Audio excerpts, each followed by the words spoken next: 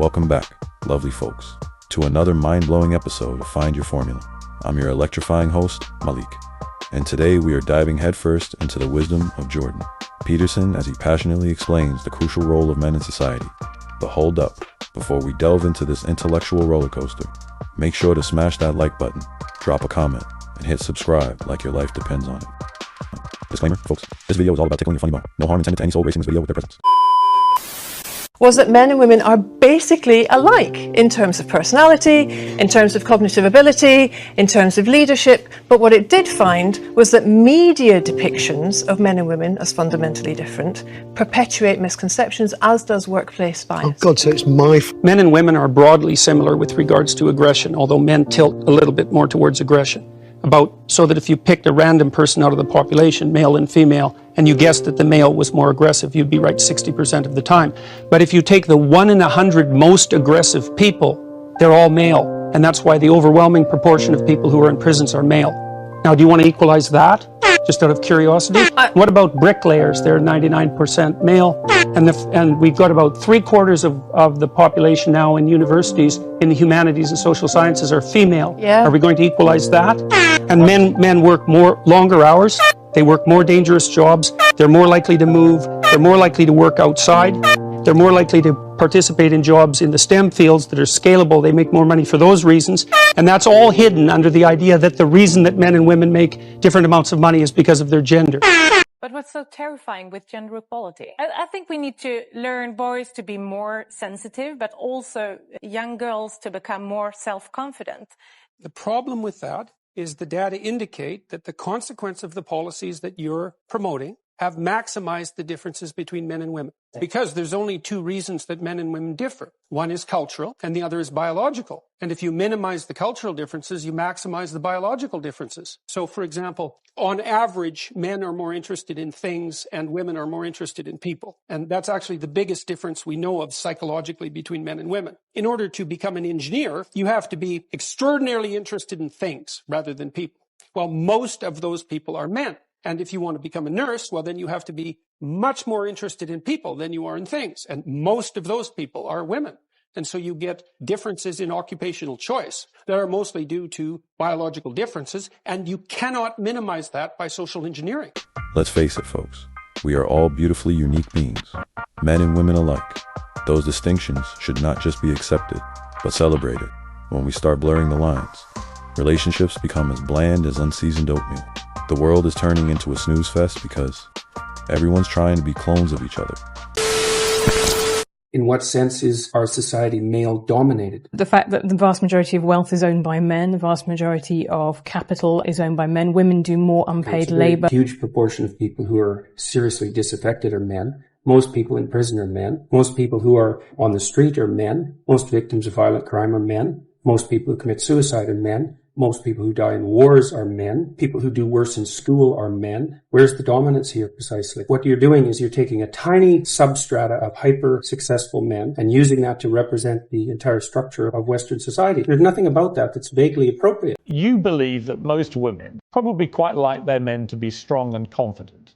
I don't believe that. All the data shows clearly across cultural samples and has for 50 years. Why is it that you've been so vilified for suggesting something which is so palpably true? Well, I think, first of all, that annoys narcissistic women no end.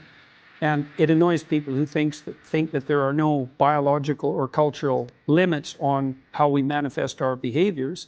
And also, it frightens a large number of women because many women have never had a good relationship with anyone masculine in their life. And so the notion that they would need to establish a trusting relationship with a man, especially if he's also in something approximating a superordinate position, which is what they might like to find him maximally attractive, also implies that they're in some sense going to be under his sway. And if there's no trust there, well, that's absolutely terrifying. And I have some sympathy for that because there are no shortage of women out there who've never had a positive relationship with anyone masculine. And so they're completely unable to discriminate between narcissistic power and compulsion and confident competence. And so because they can't distinguish that and they're afraid, they put all of that in the same category, which is something like the predator category.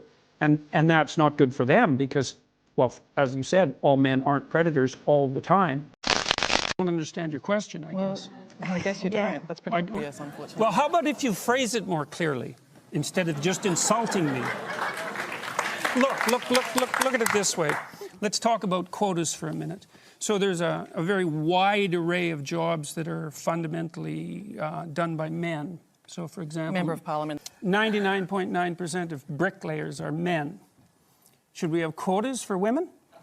Is bricklaying representative democracy? That has nothing to do with the question. The question is if because women aren't precisely represented at 50% in all professions at all levels, then why don't we have a conversation about having women represented in all professions at all levels? Why is it... My biggest bone to pick with this clip is how they're trying to paint good, old-fashioned manners and the masculine duty to lend a helping hand as some sort of evil plot, but then they expect a man to give up his seat on the bus. Make up your damn mind. You can't cherry pick what's good and what's bad based on your mood. Embracing your masculinity is like hitting the jackpot, whether you're a spry young lad, a seasoned middle-aged man, or a wise old geezer. Without men, your family, society, and heck, even the whole dang world crumbles like a house of cards. Do you know how much money you have to make in order to be in the top 1% in worldwide terms? Oh, worldwide terms. Yeah, we're not... $53,000 a year? It's 32. If you make $32,000 a year, you're in the top 1%. Yes. If you hire 50% women engineers and 50% male engineers, then the women engineers are less qualified because the pool of engineers is lower among women. So you can't hire 50% women engineers without producing a decrement in the quality of the engineers, because this selection pool is too small. You can't do that on a large scale. You might be able to do that in one company. You think about it mathematically. If there's 10 times as many male engineers as there are female engineers, and you insist upon hiring 50-50, then obviously the degree to which the female engineers are proficient cannot be the same as the degree to which the male engineers are proficient. It's mathematically impossible. So you're saying don't even try? No. I'm saying something much more specific than that. Now, one company might be able to do that for a short period of time in one isolated location. Men and women make different amounts of money. Well, sorry. It's okay to be a man. It's not okay. It's necessary. What the hell are we going to do without men? You look around the city here, you see all these buildings go up. These men, they're doing impossible things. They're under the streets, working on the sewers. They're up on the power lines in the storms and the rain. They're keeping this impossible infrastructure functioning, and often literally. And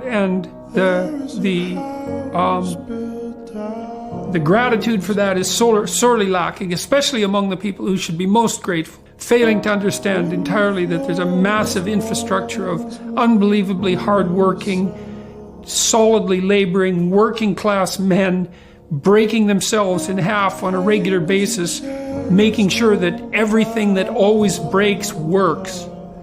And so a little gratitude for that is in order. And it's very useful to tell everyone, not just men, that they have an important role to play, a necessary role, and that if they act properly and honestly and forthrightly, that they can put their lives together and they can help their families and they can make their communities better, and that's not toxic masculinity, that appalling phrase. It's what keeps the world going round. If women don't like you, it's like, well, that's par for the course. Who likes young men? No one. Why? Well, they're basically troublesome and useless, and so that's why. Now, let me break it down for you. What Peterson was getting at is this: when you popped into this world, ain't nobody giving you a standing ovation just for being a man. You gotta earn your stripes, buddy. The thing that makes men, by default, most attractive to women is their comparative success in the hierarchy of men. It's a walloping predictor. It's irrelevant to men. Men don't care at all whether women are successful in their career. It's not a determinant of their attractiveness. In fact, it's often the contrary. Well, these women that I'm talking about, they were often alone. Why? Well, they're beautiful, so that intimidated 90% of men right there. They're smart, so that's another 90% of the remaining 10%. They're accomplished and wealthy. First of all, who's going to approach them? And second, who are they going to accept? because women are hypergamous, right? Women are much more likely to try to commit suicide. And men are much more likely to kill themselves. And the reason for that is that men use lethal force and women don't. Now that's a big difference.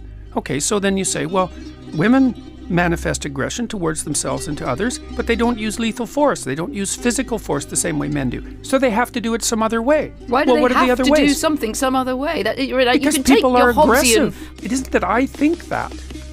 It's that the clinical literature indicates that. It isn't that I think it. Well, I'm not interviewing the clinical literature. I'm interviewing you. What do you think? Well, I'm a psychologist and a scientist, and I tend to base my opinions on what I've read in the broad, relevant clinical literature. I'm not making this stuff up. I studied antisocial behavior for like 15 years. I'm actually quite an expert. Round of applause. You've reached the grand finale of this video. Don't forget to show some love by liking, commenting, and subscribing.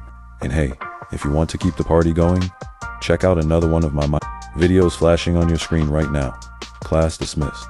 Folks, see you in the next one.